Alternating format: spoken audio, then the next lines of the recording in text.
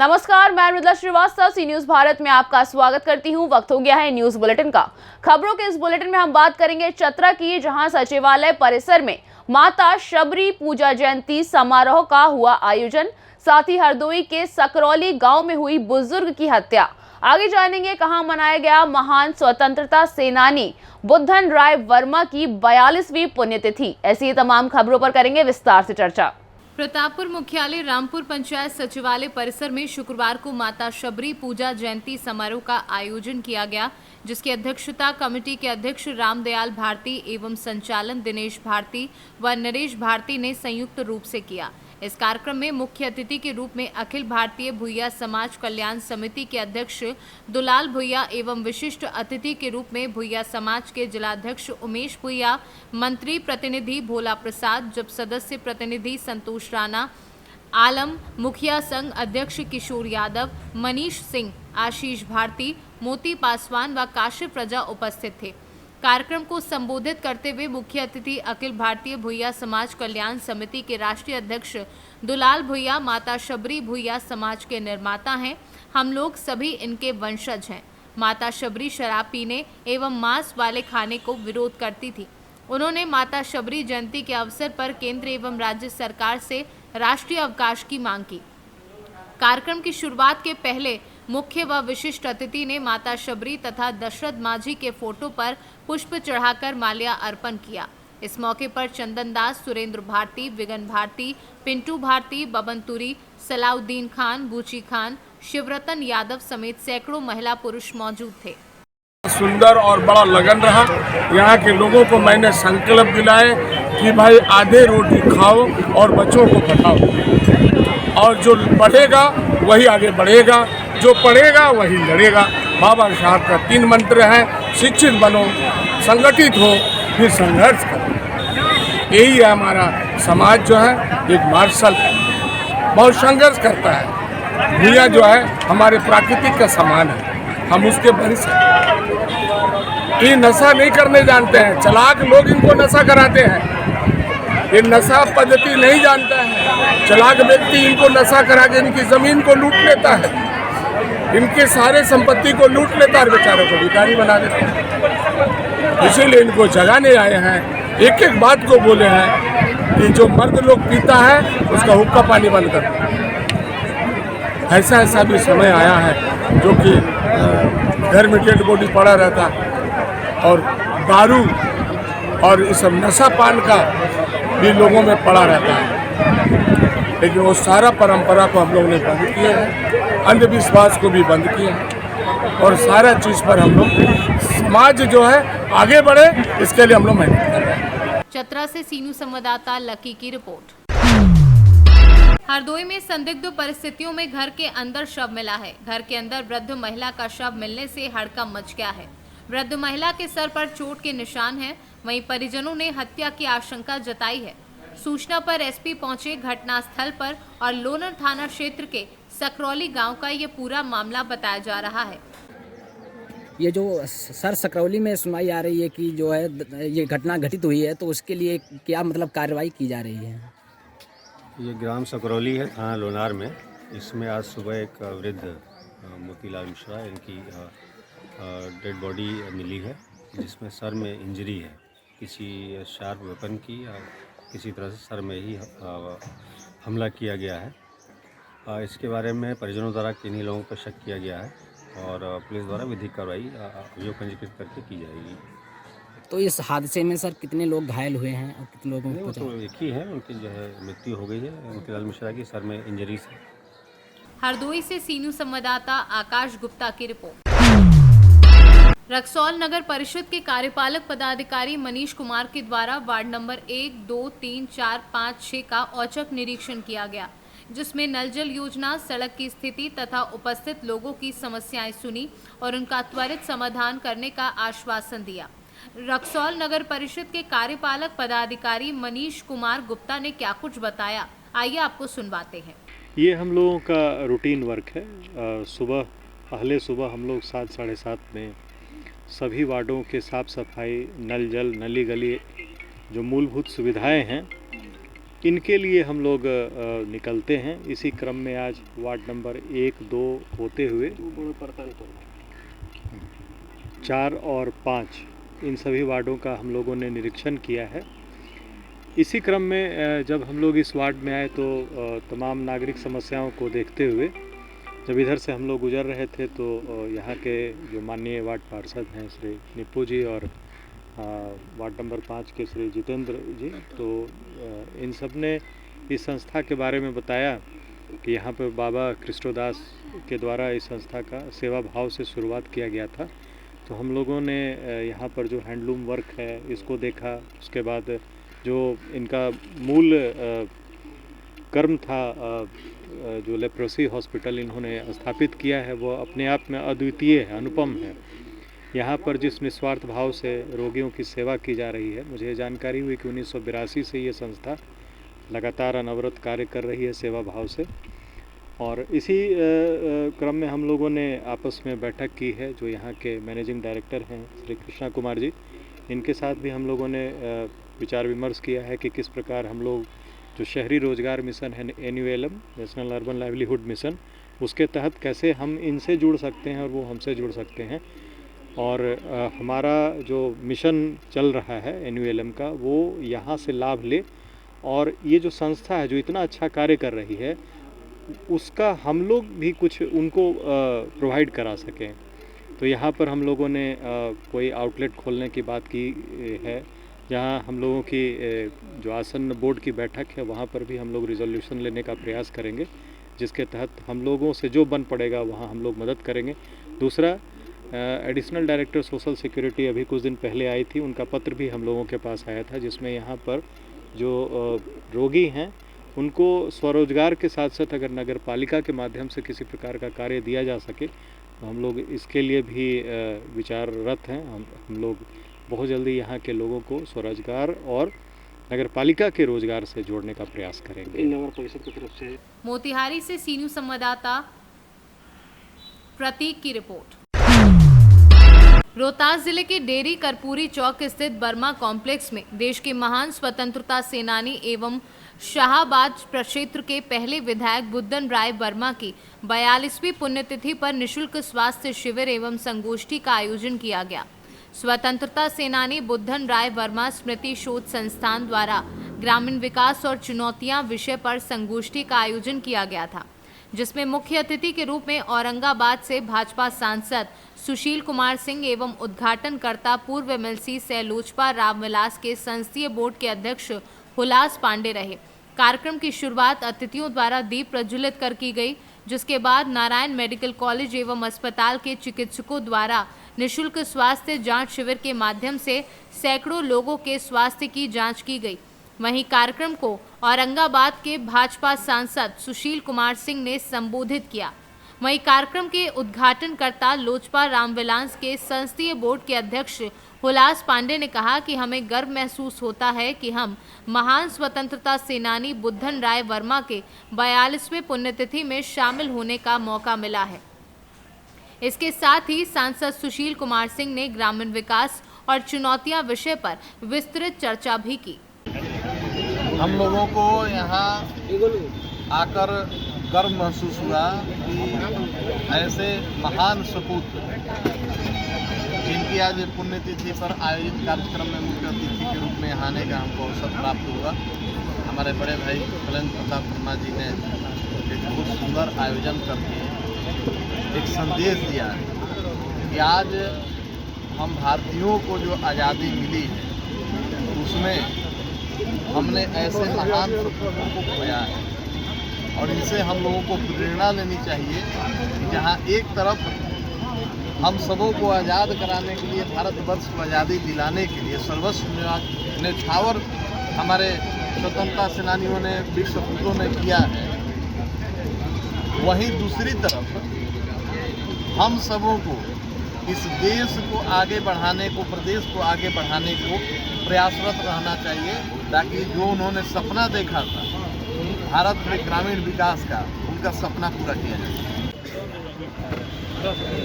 देश के महान स्वतंत्रता सेनानी स्वर्गीय बुद्धन राय वर्मा जी की आज 42वीं पुण्यतिथि मनाई गई। जिसके आयोजक उनके सुपुत्र श्री कलिंद वर्मा जी और उद्घाटनकर्ता पूर्व विधान पार्षद श्री हुलास पांडे जी हैं। इस कार्यक्रम में संगोष्ठी का जो विषय था वो है ग्रामीण भारत का विकास और उसकी चुनौतियाँ। मुझे भी इस कार्यक्रम में आमंत्रित किया गया था। मुझे उसी के साथ साथ गर्व होता है कि ऐसे किसी महान सपूत को सम्मान के साथ याद करने के लिए किसी कार्यक्रम में हमें बुलाया जाता है। तो ये हमारा एक सौभाग्य है कि हम ऐसे महापुरुष के सम्मान में होने वाले कार्यक्रम में उपस्थित होकर अपनी श्रद्धांजलि उनको अर्पित करें। ऐसे ही लोगों के त्याग और बलिदान के कारण देश को आज़ादी मिली और देश के लोगों को बोलने के साथ साथ काम से लेकर शिक्षा से लेकर सारे तरह के मौलिक अधिकार मिले। रोहतास से सी न्यूज़ संवाददाता पंकज कुमार की रिपोर्ट। उन्नाव के असोहा थाना क्षेत्र के अंतर्गत तिवारी खेड़ा गांव के मजरा असवार की रहने वाली एक युवती 2 दिन पहले खेत में चारा लेने गई थी। गेहूं की फसल में ही उसका शव मिलने से हड़कंप मच गया। परिजनों ने दुष्कर्म के बाद हत्या करने का आरोप लगाया था। पुलिस ने शव का पोस्टमार्टम कराया तो गला दबाकर हत्या करने की पुष्टि हुई थी। खुलासे के लिए एसपी ने स्वाट सर्विलांस और स्थानीय पुलिस टीम का गठन किया था। पुलिस ने आज घटना को अंजाम देने वाले उसके प्रेमी को गिरफ्तार किया है। साथ ही मोबाइल फोन और आला कत्ल बरामद कर उसे जेल भेजा है। पूरे मामले पर एसपी सिद्धार्थ शंकर मीना ने क्या कुछ बताया, आइए आपको सुनवाते हैं। 22 तारीख को युवती का शव मिला था खेत में। इसका खुलासा करने क्या है पूरा मामला, किस तरह से लोग गिरफ्तारी? देखिए, थाना सोहा में एक गांव पड़ता तिवारी खेड़ा। उस गांव में उसके घर के सामने करीब 500 मीटर दूरी पर एक युवती का शव बरामद हुआ था। उसके क्रम में वहाँ मुकदमा दर्ज किया गया थाना सोहा पर और मुकदमे के बाद तफ्तीश की गई, निकट संबंधियों से पूछताछ की गई, सर्विलांस का प्रयोग किया गया। उसके फ्रेंड्स जो थे उनसे पूछताछ की गई। एक अभियुक्त का नाम प्रकाश में आया जिसका नाम विकास कुमार था। विकास कुमार जो है कुछ समय से जो युवती थी उससे द्वेष मानने लगा था, चूँकि पूर्व में उनके संबंध थे और वर्तमान में जो युवती थी वो विकास से नहीं मिल रही थी, उसको मना कर रही थी। इसी से क्षुब्ध होकर उसने समय पाकर, मौका पाकर युवती गला घोंट के हत्या कर दी और वहाँ से फरार हो गया। उसके द्वारा जो नमकीन आदि बिस्किट जो खाने के लिए लेके गया था वो मौके से बरामद किए गए सभी को, और जिस दुकान से खरीदे थे वो भी हमने उसकी पुष्टि कर ली है और मोबाइल भी वो ले गया था उसको भी बरामद कर लिया है। बहुत ही अच्छा एक खुलासा हुआ है। इसमें 100% एविडेंस के साथ में हमने इसका खुलासा किया। उन्नाव से सी न्यूज़ संवाददाता अजय कुमार की रिपोर्ट। बाराबंकी जिला जेल को शाकबाजी में बेहतर उत्पादन करने के लिए प्रदेश में पहला पुरस्कार मिला। पिछले 15 सालों का रिकॉर्ड तोड़ते हुए बाराबंकी जिला जेल ने एक बार फिर चल बैजंती ट्रॉफी हासिल की। जेल अधीक्षक में निर्देश पर बंदियों द्वारा उगाई गई 13 विभिन्न सब्जियों को पुरस्कृत किया गया। सोमवार को राजभवन में आयोजित कार्यक्रम में राज्यपाल आनंदीबेन पटेल ने वरिष्ठ जेल अधीक्षक पीपी सिंह को चल बैजंती पुरस्कार से सम्मानित किया। आयोजित प्रदर्शनी में बाराबंकी के साथ सीतापुर जिला कारागार को भी संयुक्त रूप से प्रथम पुरस्कार दिया गया। जिला जेल बाराबंकी में बंदियों द्वारा भारी मात्रा में विभिन्न प्रजाति की सब्जियों की खेती की जाती है, जिसमें मुख्यतः पत्ता गोभी, फूल गोभी, बैंगन, रतालू, मटर, सेम, टमाटर, मूली, बीन्स, जिमीकंद, शलजम सहित तमाम किस्म की सब्जियां उगाई जाती हैं। वहीं शाक भाजी प्रदर्शनी में जिला जेल को प्रथम पुरस्कार मिलने से सब्जियों की खेती कर रहे बंदियों में खासा उत्साह देखने को मिल रहा है। और मैं यहाँ जेल कारागार बाराबंकी में 10 साल से बंद हूँ और यहाँ हमारे साहब जेलर साहब, अधीक्षक साहब सब लोग हमें खेती करना सिखाते हैं। और स्ट्रॉबेरी है और यही ब्रोकली है और बैंगन वगैरह ये सब हैं। हम लोग बहुत यहाँ पर खुश हैं और काफ़ी मेहनत करके हमारा जेल का नाम उत्साहित हुआ है और हम सब लोग यहाँ बहुत बंदी भाई जितने हैं बहुत खुश हैं। हम सभी लोग यहाँ जेल में काफ़ी समय से व्यतीत कर रहे हैं। तो खेती का काम हमारे सुप्रिंटेंडेंट जेल अधीक्षक, जेलर साहब सभी लोग हम लोगों का नए तकनीक की खेती करवाई जा रही है, सिखाया जा रहा है। और जैसे कि ब्रोकली है, आलू है, शिमला है और स्ट्रॉबेरी है, ये सभी लोग हमको सिखाया जा रहा है, हम लोग करते हैं। और हमारे अधीक्षक साहब, हमारे जेलर साहब हम लोगों को इस चीज़ को रोज डेली आकर के बताते हैं, सिखाते हैं कि ऐसे करें। और हम लोग यहाँ से छूट के जब जाएंगे, कम खेती वाले हैं, सीख करके यहाँ जाएंगे तो हम भी अपने घर को और बगल वालों को या सभी लोगों को बताएंगे कि इस तरीके से खेती करिएगा और अच्छा पैदावार है, अच्छा पैसा मिलेगा करने के बाद। और खुशी की बात एक ये है कि हमारे यहाँ की सब्ज़ी, हम लोगों की मेहनत की हुई सब्ज़ी राज्यपाल द्वारा सम्मानित की गई है। चल बैजंती के द्वारा हम लोग सम्मानित हुए हैं। हमारे जेल अधीक्षक और सुप्रिंटेंडेंट और जेलर साहब सभी लोग सम्मानित हुए हैं। जब से मैं जिला कारागार बाराबंकी में आया हूँ, तब से कोशिश यही है कि यहाँ की एग्रीकल्चर लैंड को देख करके मैंने कोशिश किया कि बंदियों को कुछ ट्रेंड किया जाए और खेती में विविधता लाई जाए, जिससे कि वो बंदी जब बाहर जाए तो अपने कम ज़मीन में ज़्यादा उत्पादन करके ज़्यादा मुनाफा कमाए और अपने परिवार का पालन पोषण अच्छी तरह से कर सके। इसी के अंतर्गत मैंने सब्जी में ऑर्गेनिक सब्जियां यहाँ पैदा कराना शुरू किया। और ऑर्गेनिक खेती कैसे होती है, इसके लिए हमने एक एनजीओ की मदद लिया। उनके सहयोग से मैंने यहाँ कई तरह की सब्जियों की वैरायटी तैयार कराई। मैंने नया प्रयोग यहाँ स्ट्रॉबेरी की खेती कराई, जिसमें बंदियों को ट्रेंड किया।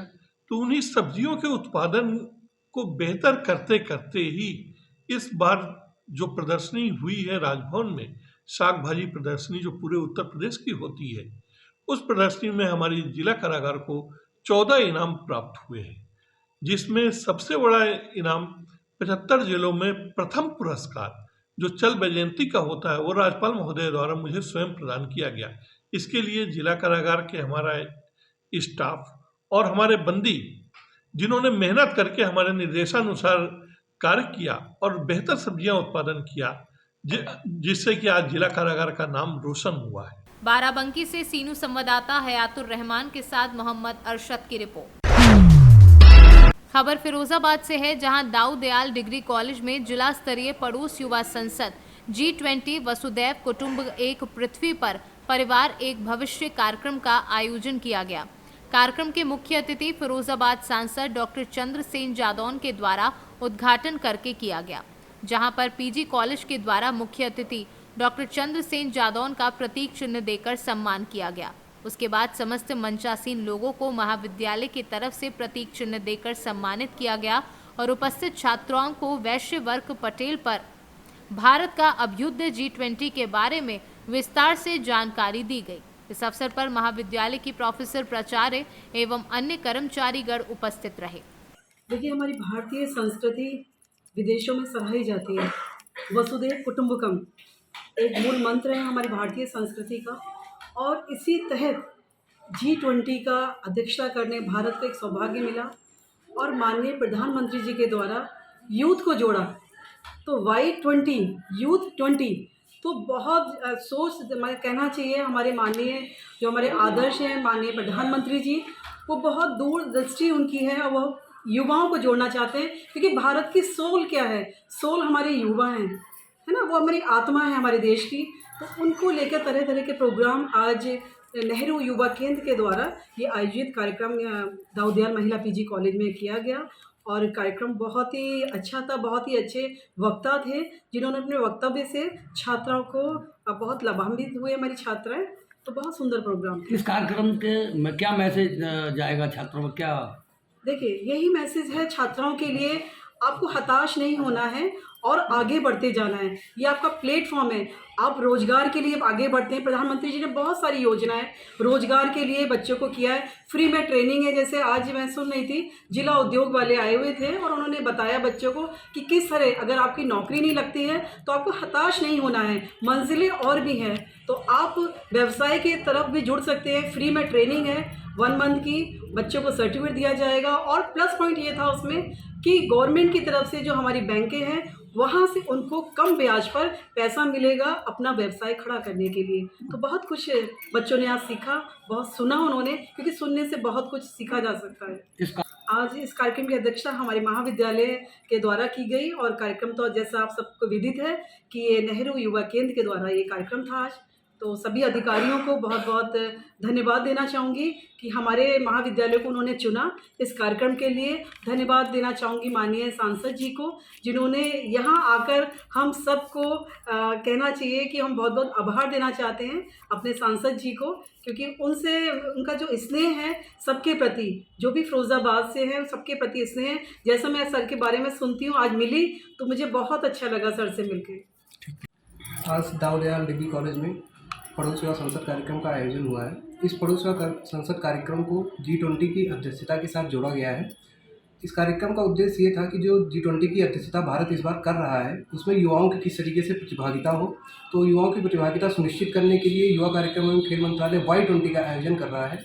इस Y20 कार्यक्रम के 4 प्रमुख बिंदु हैं जिनके बारे में यहाँ पे सभी प्रतिभागियों को बताया गया और साथ ही साथ अभी युवाओं के साथ उस पर चर्चा की जानी है और युवाओं के उन बिंदुओं पर क्या अपने विचार हैं वो भी प्रकट कराए जाने हैं, जिससे उन बिंदुओं को आगे चलकर G20 के साथ जोड़ा जा सके और जो है एक ग्लोबल को एक शेप दी जा सके। इस कार्यक्रम का यही उद्देश्य था। आज कार्यक्रम के में मुख्य अतिथि के रूप में माननीय सांसद जी पधारे और साथ ही उन्होंने अपने विचारों से यहाँ के सभी प्रतिभागियों को लाभान्वित किया है और हम उनके आभारी हैं। और साथ ही साथ इस कार्यक्रम में कौशल विकास योजना के बारे में प्रधानमंत्री कौशल विकास से जो आए हुए थे वक्ता, जिला उद्योग केंद्र से वक्ता आए थे, माननीय प्रोफेसरगण यहाँ पे जितने भी थे, उन सभी ने यहाँ पे जो है सभी प्रतिभागियों को विभिन्न बिंदुओं के बारे में बताया और कार्यक्रम को यहाँ पे एक जो उसका जो एंड है वो जो है सांस्कृतिक कार्यक्रम के माध्यम से किया गया है, जिसकी थीम अतिथि देवो भव की रखी गई है, क्योंकि G20 में 20 देशों से ज़्यादा लोगों के लोग आ रहे हैं। उनको जो है भारत की संस्कृति के बारे में बताया जाए, इसकी विविधता के बारे में बताया जाए, यही उद्देश्य इस कार्यक्रम का है और युवा इसमें पार्टिसिपेट लें ज़्यादा से ज़्यादा। ये कार्यक्रम G20 कार्यक्रम का उद्देश्य ये है कि जो है ये सालाना पूरे साल भर चलेगा। करीब करीब 100 से ज़्यादा स्थानों पर इस कार्यक्रम का आयोजन किया जा रहा है। तो इन सभी जगहों पर पूरे देश में नेहरू युवा केंद्र के माध्यम से 623 केंद्र हैं, सभी जगह पे ये एक जिला स्तरीय कार्यक्रम किया जाना है और साथ ही साथ सभी कॉलेजेस में भी नेहरू युवा केंद्र के द्वारा कार्यक्रम आयोजित करने की जिम्मेदारी दी गई है। तो G20 में युवाओं की जो प्रतिभागिता सुनिश्चित कराने की जिम्मेदारी है वो हमारे ही द्वारा सुनिश्चित कराई जाएगी। देश को G20 की अध्यक्षता करने का अवसर मिला है। इस अवसर पर दुनिया में शांति के संबंध में और जलवायु संबंध में या आतंकवाद संबंध में जो घटनाएं घटी जा रही हैं उन पर समझ विचार होगा। अब जो यूथ हैं हमारे देश में, दुनिया में सबसे ज़्यादा यूथ हैं, तो हमारा देश युवा वाला है, हमारा देश महान है। कोई भी ऐसा कार्य नहीं है हमारा देश नहीं कर सके, क्योंकि युवा हमारे साथ है। तो युवा हमारे साथ है तो एनर्जी हमारे साथ है, तो एनर्जी हमारे साथ है तो सब सफलताएँ हमारे हाथ में है। और इसके लिए जो लोग अपने विचार व्यक्त करना चाहें, Y20 है, Y20 में बच्चे जो है अगर विचार रखते हैं तो विचारों को भेजा जाएगा और विचारों को पढ़ कर तो विचार अच्छे होंगे, उनको हमारे माननीय प्रधानमंत्री रखेंगे। इससे क्या हुआ, देशों में बच्चों में नई उमंग आई, नया उत्साह आएगा और आगे बढ़ने के लिए उत्सुक रहेंगे। हम चाहते हैं हमारा युवा हर क्षेत्र में आगे बढ़े, हमारा क्षेत्र आत्मनिर्भर बने, हमारे देश में मेक इन इंडिया और आत्मनिर्भरता दोनों आगे चलें और देश को महान बनाएं, ऐसा अपना विचार है। G20 ऐसा संदेश देना है कि बच्चे जो है देश में क्या हो रहा है, इसमें जो है हमारे ये हेड माननीय प्रधानमंत्री जी हैं, देश को क्या कर रहे हैं। आज देश में क्या दुनिया में हमारे माननीय प्रधानमंत्री मोदी जी का डंका बज रहा है और दुनिया ये लोहा मानने लगी है, ये जाने लगी है अगर दुनिया में शांति रखनी है भारत को रखना है तो ऐसा हो नहीं सकता है। भारत को हर प्रकार हर तरह से हाथ में लेना पड़ेगा, तभी हम दुनिया में शांति का कर सकते हैं और देश विकसित हो सकता है, धंधा संभव है। फिरोजाबाद से सीनू संवाददाता सन्नेश कुमार गुप्ता की रिपोर्ट। दौराला क्षेत्र स्थित Janshakti cold store private limited Daurala में शुक्रवार को बड़ा हादसा हो गया। यहां कोल्ड स्टोर में बॉयलर फटने से बड़ा हादसा हुआ, जिसमें 25 मजदूरों के दबने की आशंका है। मलबे में दबने से 4 मजदूरों की मौत होने की सूचना है। हादसे में कई लोग घायल भी हुए हैं। सूचना पर पुलिस, फायर ब्रिगेड और जेसीबी मशीन मौके पर पहुंची। राहत बचाव का कार्य जारी है। वहीं हादसे की सूचना पर केंद्रीय राज्य मंत्री डॉक्टर संजीव बलियान और मनिंदर विहान बराला भी मौके पर पहुंचे। मेरठ से सी न्यूज़ संवाददाता जावेद अब्बासी की रिपोर्ट। खबर मुजफ्फरपुर जिला के बंदरा प्रखंड से है, जहां कौशल विकास केंद्र सिमरा के प्रांगण में प्रमाण पत्र वितरण समारोह का आयोजन किया गया। इस कार्यक्रम की अध्यक्षता KYEP संचालक रूपेश कुमार ने की, जबकि संचालन आलोक पाठक ने किया। बिहार सरकार द्वारा लागू 7 निश्चय योजना के तहत कुशल युवा कार्यक्रम के माध्यम से कंप्यूटर प्रशिक्षण प्राप्त कर चुके 172 छात्र छात्राओं के बीच प्रमाण पत्र वितरित किया गया। कार्यक्रम के दौरान जिला कौशल प्रबंधक पुष्पेंद्र कुमार चौरसिया ने बताया कि IT कोर्स छात्र छात्राओं को बौद्धिक रूप से प्रेरित करने, शैक्षणिक क्षमता बढ़ाने तथा आत्मनिर्भर बनाने में सहायक है। उन्होंने कहा कि आज सूचना प्रौद्योगिकी का ज्ञान समाज में हमारे अस्तित्व व करियर उन्नयन एवं विकास के लिए काफी महत्वपूर्ण हो गया है। मौके पर जिला नियोजन पदाधिकारी सह KYEP नोडल अधिकारी शिखा राय, पुष्पेंद्र कुमार, अमरजीत कुमार, शशि भूषण शर्मा, JSA विनोद कुमार, प्रखंड जदयू अध्यक्ष मनोज कुशवाहा, अमित कुमार, राहुल कुमार, पिंटू कुमार ने कुशल युवा कार्यक्रम पर प्रकाश डाला। परिचय हुआ आपका? मैं इस जिले का जिला कौशल प्रबंधक हूँ। मेरा नाम पुष्पेंद्र कुमार चौरसिया है। कार्यक्रम के अंतर्गत प्रमाण पत्र वितरण समारोह था। कहाँ पर? बंदरा में शॉप कैंपस नाम का कुशल युवा कार्यक्रम का केंद्र है। कितने बच्चों को आज प्रमाण पत्र? 172 बच्चे का सर्टिफिकेट आज बांटा गया है। अच्छा। द्वारा जो कुशल युवा कार्यक्रम चलाया जा रहा है, जो बच्चे प्रशिक्षित हो चुके हैं उनका सर्टिफिकेट डिस्ट्रीब्यूशन था। ये एक बहुत पुराने कदम है जिसमें बच्चों को इस तरह की बड़े मंच पर सर्टिफिकेट डिस्ट्रीब्यूशन किया जाए ताकि उनका मनोबल बढ़ जाए। आपके टीम में कौन कौन लोग थे? हमारे टीम में हमारे DSMs थे और हमारे ऑफिस के स्टाफ थे। आपका क्या परिचय हुआ? मैं शिखा राय, डिस्ट्रिक्ट एम्प्लॉयमेंट ऑफिसर। मुजफ्फरपुर से सी न्यूज़ संवाददाता गंधीर कुमार झा की रिपोर्ट। उन्नाव में हर्षोल्लास के साथ मनाया गया ढंगेश्वर भोलेनाथ का विवाह संस्कार। उन्नाव जनपद के बीगापुर तहसील के अंतर्गत ग्राम पंचायत दूबेपुर में ढंगेश्वर महादेव का विवाह संस्कार मनाया गया। दूबेपुर निवासी गिरीश शुक्ला के द्वारा अपने पूर्वजों की पुण्य स्मृति में मंदिर निर्माण कराकर भगवान भोलेनाथ के परिवार सहित विद्वान आचार्यों के द्वारा प्राण प्रतिष्ठा कराई गई। इस विवाह के शुभ अवसर पर भंडारे का आयोजन कर प्रसाद वितरित किया गया। इस कार्यक्रम में सभी क्षेत्रीय लोगों का अभूतपूर्व सहयोग अपेक्षित रहा। उन्नाव से सी न्यूज़ संवाददाता देव की रिपोर्ट। जौनपुर के जलालपुर क्षेत्र के ऐतिहासिक व प्राचीन त्रिलोचन महादेव मंदिर के पास करीब 50 लाख की लागत से भव्य ब्राह्मण धर्मशाला का निर्माण करवाया जाएगा। JDS ग्रुप के चेयरमैन संजीव उपाध्याय ने धर्मशाला को पूर्ण कराने का संकल्प लिया। धर्मशाला निर्माण का ये संकल्प श्री उपाध्याय ने अपने पिता स्वर्गीय पंडित ओम प्रकाश उपाध्याय की प्रथम पुण्यतिथि के अवसर पर जनहित व क्षेत्रवासियों के हित में लिया है। धर्मशाला मंदिर के पूरब तथा ऐतिहासिक सरोवर के पास बनेगा। पूजा पाठ के साथ पुनः धर्मशाला का निर्माण कार्य प्रारंभ होने से लोगों में खुशी की लहर है। लोगों ने श्री उपाध्याय की सराहना करते हुए फूल माला के साथ उनका जोरदार स्वागत किया।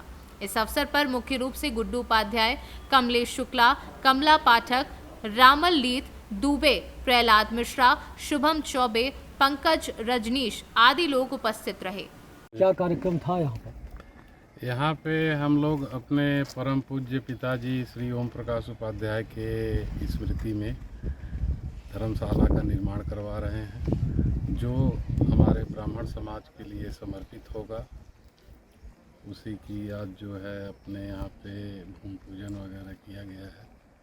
ये कार्यक्रम कितने समय पहले से चल रहा था या आज प्रारंभ भी किया गया? ये कार्यक्रम ज़मीन हम लोगों को एक डेढ़ साल हो गया लिए हुए, लेकिन किसी कारणों से हम लोग इसमें स्पीड नहीं पकड़ा पा रहे थे। लेकिन अब अपने पिताजी के आशीर्वाद से, महादेव के आशीर्वाद से अब यह कार्य को पूर्ण करेंगे। जो यह धर्मशाला बनाई जा रही है ब्राह्मण समाज के नाम पर, क्या इसकी कुछ लागत निकाली गई है, क्या मूल्यांकन किया गया है, कितने में? अब इसकी लागत करीब हम लोग 50 लाख रुपए के करीब आंक रहे हैं। इसमें मुख्य भूमिका में आप रहेंगे या और कोई भी साथ में सम्मिलित? मुख्य भूमिका में हम लोग हैं और भाई लोग सब हमारे साथ हैं। बाकी ब्राह्मण समाज के जो भी हम लोगों के साथ आना चाहेंगे सबका स्वागत है। अगर नहीं तो हमको तो आगे बढ़ना है और धर्मशाला का निर्माण पूर्णतः कराना है। समाज के लिए एक तरह से आप लोग ये अंशदान कर रहे हैं जी। तो इस अवसर पर समाज को क्या संदेश देना चाहें? समाज के लिए हम लोगों का मुख्य ध्येय ये है कि जो गरीब ब्राह्मण हैं या और समाज के गरीब लोग हैं उनका इस धर्मशाला के जरिए यहाँ विवाह शादी और लड़की का कोई भी शुभ कार्य हो उसका हम लोग कोई भी चार्ज लेंगे नहीं। ये सब समाज के लिए फ्री रहेगा। नाम बताइए। नाम अपना बता दीजिए। नाम हमारा संजीव कुमार उपाध्याय।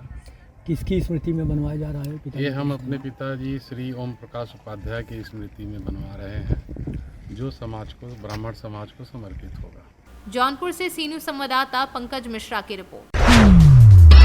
रानीपुर नगर में डाली जा रही प्रधानमंत्री जल जीवन मिशन के तहत चलाई जा रही हर घर जल योजना से रानीपुर के आसपास गांव में पाइपलाइन डाली गई और रानीपुर में मेन मार्केट से लूहर गांव होते हुए कई गांव में लाइन गई। लाइन जब रानीपुर में डाली जा रही थी तो रानीपुर के लोगों की खुशी का कोई ठिकाना न रहा। सभी को ये उम्मीद हो गई थी कि रानीपुर को आज़ादी के 70 साल बाद स्वच्छ पेयजल पूर्ण रूप से मिलेगा, लेकिन इस वक्त संपूर्ण रानीपुर भीषण पेयजल संकट से जूझ रहा है और पानी की टंकी से हो रही दूषित और बदबूदार पानी पीने को मजबूर है। जब रानीपुर वासियों को पता चला कि उक्त ग्रामीण एरिया के लिए है और इससे सिर्फ गांव को ही पानी मिलेगा, इससे नगर वासियों के मन में तीव्र पीड़ा और आक्रोश देखने को मिला, जिसका विरोध आज सड़कों पर उतर आया। नगर के समाज सेवी आलोक जैन के नेतृत्व में उक्त योजना से नगर को पानी दिलाने के लिए हस्ताक्षर अभियान की शुरुआत की गई, जिसमें नगर के युवाओं की भरमार हो गई और रानीपुर को पानी दो के नारों से गूंज उठा। आपको बता दें कि ये हस्ताक्षर अभियान 26 फरवरी तक चलेगा।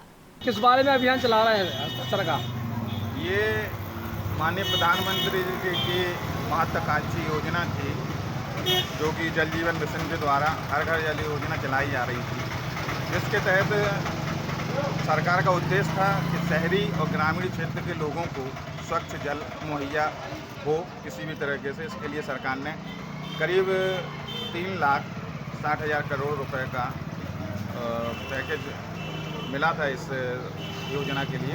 और रानीपुर से इस योजना की लाइन गई है जो गांव-गांव तक पहुंच रही है।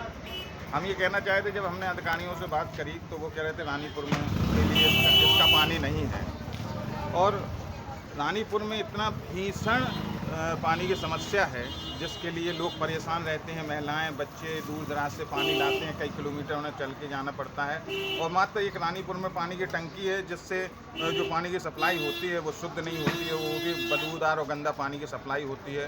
रानीपुर के कई वार्ड हैं जो पानी की समस्या से जूझ रहे हैं। गंदा पानी आता है, जो सेल सफाई गंदी आती है, उसकी आपने शिकायत की गई? कई बार शिकायत करी लेकिन उसका कोई फ़ायदा नहीं हुआ। तो हमारा आपके माध्यम से सरकार के आला अधिकारियों से इस योजना के द्वारा माननीय प्रधानमंत्री जी से हमारा अनुरोध है, मुख्यमंत्री जी से अनुरोध है कि रानीपुर को इस योजना में सम्मिलित कर हमें पानी का लाभ दिलाएं, रानीपुर वालों को पानी दिलाएं, जिससे रानीपुर में व्याप्त भीषण जनसंकट का हल हो सके। झांसी से सीनू संवाददाता चंदू रायन की रिपोर्ट। तिसरी प्रखंड के ब्लॉक मुख्यालय में वाटर एटीएम में ताला लटके रहने से तिसरी प्रखंड अध्यक्ष रिंकू बरनवाल और 20 सूत्रीय अध्यक्ष मुनीबुद्दीन ने नाराजगी जताई और कहा कि हमारे तिसरी प्रखंड के ब्लॉक मुख्यालय में 40 किलोमीटर की दूरी से लोग मुख्यालय आते हैं और गर्मी के दिनों में पानी पीने के लिए ग्रामीण मोहताज हो जाते हैं, लेकिन ब्लॉक अधिकारी की नज़र इस पर नहीं पड़ रही, क्योंकि अधिकारी को पानी ठेकेदार के द्वारा बिस्लरी बोतल पहुंचा दिया जाता है, लेकिन ग्रामीणों की प्यास बुझाने के लिए कोई अधिकारी संज्ञान नहीं ले रहा है। इसलिए 20 सूत्रीय अध्यक्ष मुनीबुद्दीन उपायुक्त से जल्द ही वाटर एटीएम को चालू करवाने की मांग कर रहे हैं। और 20 सूत्रीय अध्यक्ष मुनीबुद्दीन ने कहा कि जल्द चालू नहीं होने पर आने वाले 4 मार्च को मुख्यमंत्री हेमंत सोरेन को अवगत कराया जाएगा। तीसरी मुख्यालय 40 किलोमीटर के इर्द गिर्द में घिरा हुआ है, लेकिन जितने भी ग्रामीण लोग आते हैं उन्हें पानी की काफ़ी किल्लत होती है, जबकि यहाँ जितने भी पदाधिकारी लोग बैठे हुए रहते हैं उसे तो बड़े बड़े ठेकेदार ला के पानी मुहैया करा देता है बोतल का, लेकिन गरीबों को ज़्यादा परेशानी होता है। इसलिए अफसर इस पर पदाधिकारी लोग का कोई ध्यान इस पर नहीं है कि यहाँ के ग्रामीण जनता जो ब्लॉक पर आते हैं वो पानी कैसे पिए। इस पर कार्रवाई होनी चाहिए यहाँ पर, और जो भी इस पर है मैं डीसी महोदय से मैं मांग करूँगा कि इसे हर हाल में खुलवाए और इसमें पानी मुहैया कराए। देखिए, ये तीसरी प्रखंड मुख्यालय के ठीक सटा हुआ में आपका पानी एटीएम है, ये वाटर एटीएम, और ये बराबर बंद रहता है और गर्मी का समय आ गया, पानी अभी हर हाल में चाहिए लोगों को। और ये अभी देखिए ताला बंद है, इससे पहले खुला हम देखे हैं लेकिन कभी पानी इसमें नहीं देखे हैं। कभी जब से ही बना तब से पानी इसमें है ही नहीं। इसलिए गिरिडीह डीसी महोदय से हम मांग करते हैं कि इसको जल्द से जल्द इसमें पानी का मुहैया कराया जाए, और नहीं तो 4 मार्च को माननीय मुख्यमंत्री जी गिरिडीह आ रहे हैं। अगर उससे पहले इसमें काम नहीं हुआ, ये चालू नहीं हुआ, तो माननीय मुख्यमंत्री को ये सब बातों से हम लोग अवगत कराएंगे। झारखंड से सीनू संवाददाता आनंद बरनवाल की रिपोर्ट। करनाल के स्पा सेंटर में आज पुलिस की तरफ से रेड की गई। सेक्टर 12 में सुपर मॉल में कई स्पा सेंटर चल रहे हैं, जिसमें कई युवतियां काम करती हैं। पुलिस को जानकारी मिली थी कि यहां पर स्पा सेंटर के नाम पर गंदा काम होता है, वेश्यावृत्ति चल रही है, लोग दूर दूर से गंदा काम करने आ रहे हैं।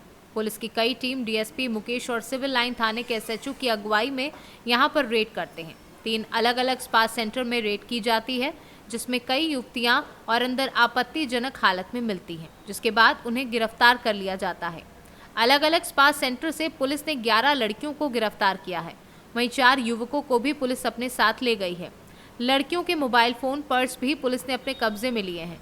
इतना ही नहीं, पुलिस को उनके सामान में से आपत्तिजनक सामान बरामद किए हैं। पुलिस अब इन लड़कियों से पूछताछ कर रही है कि ये लड़कियां कहां से हैं, गलत काम कब से कर रही हैं। करनाल जिले में कई और जगह भी स्पा सेंटर चल रहे हैं, ऐसे में पुलिस वहां क्या कार्यवाही करती है, ये देखने वाली बात है। से रेड मारी है मसाज सेंटर्स में। ये सुपर मॉल में मसाज पार्लर की आड़ में वेश्यावृत्ति का धंधा के बारे में सूचना प्राप्त हुई थी, जो इस संबंध में रेड करके 4 मेल और 11 फीमेल को काबू किया गया है, जिनसे पूछताछ चल रही है और बाद पूछताछ जो भी दोषी होगा उसके खिलाफ कार्रवाई। सर, आपत्तिजनक चीज़ें भी बरामद हुई हैं कुछ? आपत्तिजनक चीज़ें, कंडोम यूज्ड और जो डस्टबिन में जो कंडोम है वो आपत्तिजनक चीज़ें बताया। इनके पर्स से भी बरामद हुए हैं। कितनी लड़कियां हैं?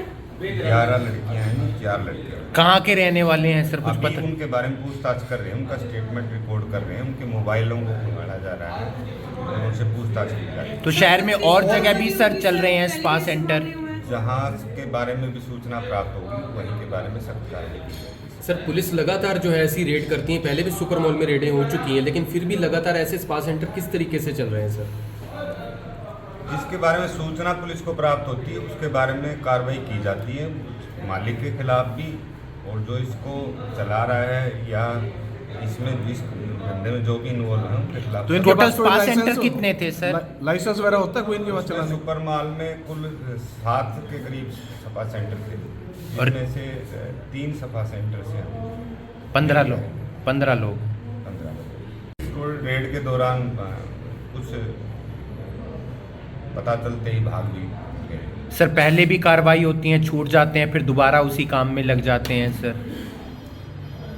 पुलिस तो मजबूती के साथ में केस बढ़ाएगी, लेकिन जमानत में फिर बाद में बाहर आके दोबारा लग जाते हैं। करनाल से सीनू संवाददाता बिंदर शर्मा की रिपोर्ट।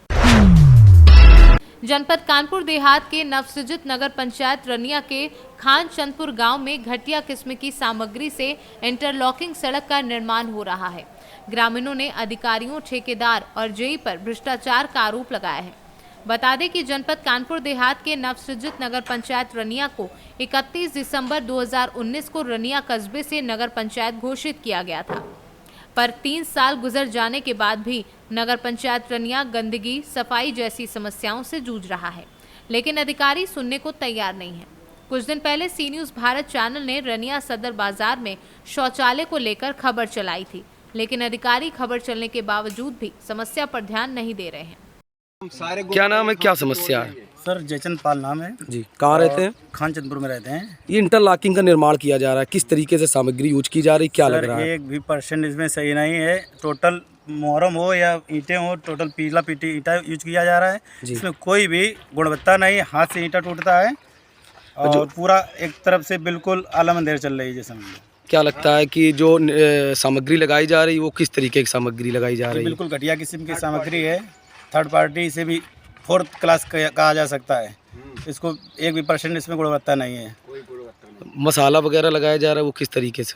जी सर, मसाला लगाया जा रहा है 12 का 15 का, नीचे बिल्कुल पीला ईंटा बिछा देते हैं, ऊपर एक रहता जो चला देते हैं, वो अच्छा ईंटा थोड़ा बहुत लगा देते हैं बस। कहाँ पर ये इंटरलॉकिंग की जा रही है? सर खानचंदपुर में इंटरलॉकिंग हो रही है, NTPC रोड से डायरेक्ट गांव तक आई है। जो क्या नाम है? अरुण कुमार। इंटरलॉकिंग की जा रही, क्या लगता है किस तरीके से यहाँ पे सामग्री लगाई जा रही है और क्या समस्या? बहुत घटिया सामग्री लगाई जा रही है जी।